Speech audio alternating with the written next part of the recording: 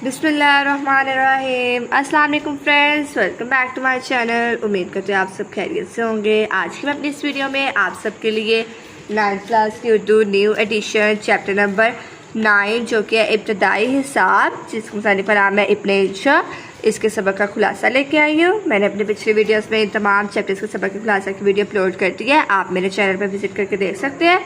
इसके साथ साथ हम नात और हिस्सा नज़म की तमाम नज़म के शायर की तशरीह, इसी के साथ साथ हिस्सा गज़ल जो है इसकी तमाम अशार की तशरीह भी अपलोड कर दी है, आप मेरे चैनल पे विज़िट करके देख सकते हैं। बाकी मैंने सारा सिलेबस अपलोड कर दिया है, बस 2-3 सबक के खुलासा रह गया है। तो आज हम सबक नंबर 9 का जो है इब्तिदाई हिसाब, इसके सबक का खुलासा करेंगे। तो चलिए वीडियो को स्टार्ट करते हैं। खुलासा: इब्न इंशा एक मज़ाह निगार है और उनकी कामयाबी का राज उनके तंज़ो मज़ाह ही है। उन्होंने अपने तासुरात पेश करने के लिए इस असलूब का बेहतरीन इस्तेमाल किया है। इस सबक में बताते हैं कि हिसाब के 4 बड़े असूल हैं।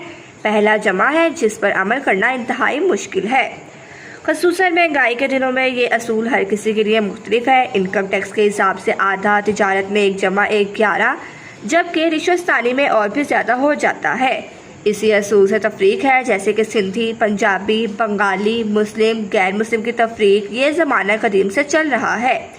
मगर एक बात साफ है कि जो ज़्यादा जमा करते हैं वही तफरीक में पड़ते हैं, मगर आम लोग तफरीक से दूर रहते हैं क्योंकि उससे हासिल कुछ नहीं। तफरीक का एक मतलब है निकालना, बाज़ों को ज़बरदस्ती निकालना पड़ता है और बाज़ खुद निकल जाते हैं। ज़रब के असूल के भी बहुत रंग हैं, खफीफ, शदीद, पत्थर की ज़रब, लाठी और बंदूक की ज़रब वगैरह। ज़रब से हासिल होना इस पर है कि ज़रब दे कैसे रहे हैं, मगर ज़रब देने से कबल ताज़ीरात पाकिस्तान पढ़ लेनी चाहिए। तकसीम का कायदा है जो इन सब में अहम है, यानी कि बांटना, अंधों का आपस में रेवड़ियाँ, चोरों का आपस में माल, अहलकारों का रिश्वत और इसी तरह से हकूक़ पास रखकर फ़राइज़ बांटना।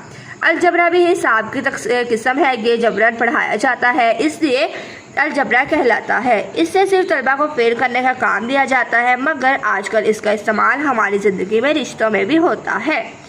ज्योमेट्री लकीरों का खेल है। ज्योमेट्री के आलिम को लकीर का फ़कीर भी कह सकते हैं। दुनिया ने तरक्की कर ली, मगर ज्योमेट्री का ज़ाविया कायम 90 दर्जे ही रहा। मुस्ततील भी पुरानी ही है, आज तक गोल ना हो सकी। जब हम मगरबी पाकिस्तान में तब्दीली कर सकते हैं तो मुस्ततील में क्यों नहीं। ज्योमेट्री में अहम चीज़ें ख़त, नुक्ता, दायरा, मुसल्लस हैं। ख़त की भी इकसाम है, जैसे ख़त मनहनी, ख़त तकदीर, ख़त बरंग, ख़त शिकस्ता, ख़त इस्तवा वगैरह। नुक्ता यानी पॉइंट ज्योमेट्री की किताबों में आया है। नुक्ता जगह नहीं घेरता, एक आध नुक्ते की हद तक ये बात दुरुस्त है, लेकिन अगर 6 नुक्ते हो तो सारा पाकिस्तान घेर सकते हैं। दायरे छोटे बड़े हर किस्म के होते हैं, लेकिन सभी गोल होते हैं। एक दायरा इस्लाम का दायरा कहलाता है। पहले इसमें लोगों को दाखिल किया करते थे, आजकल दाखिला मना है, सिर्फ खारिज करते हैं। मुसल्लस के 3 कोने हैं, 4 कोनों वाली भी होगी, मगर हमारे मुल्क में नहीं पाई जाती।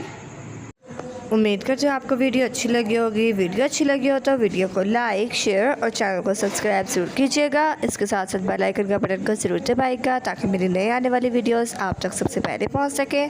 मिलते हैं अगली वीडियो में। अल्लाह हाफिज़।